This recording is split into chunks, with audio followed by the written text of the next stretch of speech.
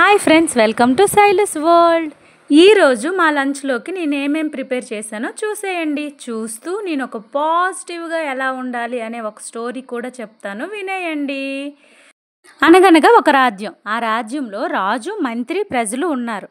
మంత్రి చాలా పాజిటివ్గా ఉంటాడు. తనకు ఎటువంటి సందర్భంలో ఉన్నా, ఎంత కష్టాల్లో ఉన్నా అంతా మన మంచిగా అనుకుంటాడు. అయితే ఒకరోజు రాజు పక్క రాజ్యంతో యుద్ధానికి వెళ్తాడు. యుద్ధంలో రాజుకి బొటనవేలు తెగిపోద్ది. రాజు చాలా బాధపడతాడు. రాజు దగ్గరకు మంత్రి వచ్చి, రాజుగారు మీరు చింతించకండి, ఏమి జరిగినా మన మంచికే, ప్రాణాలు ఉన్నాయి, సంతోషంగా ఉండండి అని అంటాడు. రాజుకు చాలా కోపం వస్తుంది. ఏంటి, నా బొటనవేలు విరిగిపోవడం నీకు మంచా?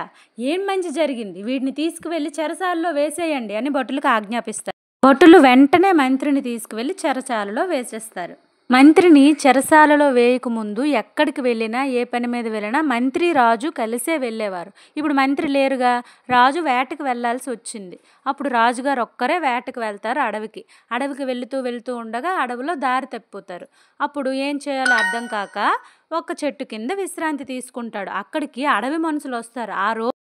ఆ అడవి మనుషులు జాతర చేసుకుంటారు. ఆ రోజు వాళ్ళ గ్రామ దేవతకి వాళ్ళు మానవుడిని బలివ్వాలి. వారు వెళుతుండగా వాళ్ళకి రాజుగారు కనిపిస్తారు. నిద్రిస్తున్న రాజుగారు కనిపిస్తారు. రాజుగారిని ఒకరు కాళ్ళు చేతులు పట్టుకొని మోసుకుంటా వెళ్ళిపోయి ఆ గ్రామ దేవతకి విగ్రహానికి ఎదురుగా రాజుగారిని పడుకోబెడతారు.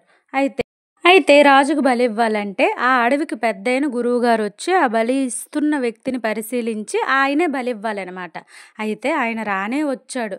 రాజుగారి యొక్క అన్ని అవయవాల్ని పరిశీలించాడు. అప్పుడు రాజుగారిని పట్టుకొచ్చిన అడవి మనుషుల్ని తిట్టాడు. మూర్ఖుల్లారా, ఇలా ఇతనికి పరిశీలించారా? ఒక బొటనవేలు లేదు. ఇలాగ అవిటివాడిని మన దేవతకి బలి ఇస్తే మన దేవత మనపై ఆగ్రహిస్తుంది. వీడిని ఎక్కడి నుండి తెచ్చారో అక్కడే పడేయండి వెళ్ళి అని ఆజ్ఞాపించాడు ఆ గురువుగారు. అప్పుడు వెంటనే రాజుగారు రాజ్యానికి వెళ్ళి భటులకు ఆజ్ఞాపిస్తాడు, చెరసాలలో ఉన్న మంత్రిని విడిచిపెట్టండి అని.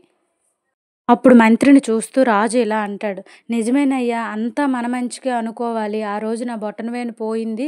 ఆ కోపంలో నిన్ను నానా మాటలు అన్నాను. ఏది జరిగినా మన మంచిగానే నువ్వు అనుకున్నావు, కానీ నేను నీ మీద కోపపడ్డాను అని అంటాడు రాజు. నన్ను క్షమించు అని. కానీ నిన్ను చెరసాల్లో వేసేసాను, నీ భార్య బిడ్డలకు తోడుగా ఎవరూ లేరు, మరి నీకేం మంచి జరిగింది అని రాజుగారు మంత్రికి అడుగుతాడు. అప్పుడు మంత్రి, నాకు కూడా మంచే జరిగింది రాజుగారు అని అంటాడు అన్నమాట.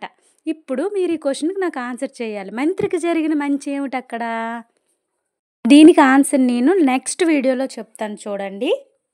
ఇలా మా Sunday chicken biryani, chicken curry, mutton కర్రీతో మా లంచ్ పూర్తయిందనమాట. Please watch it. Sailu's world. Subscribe and enjoy.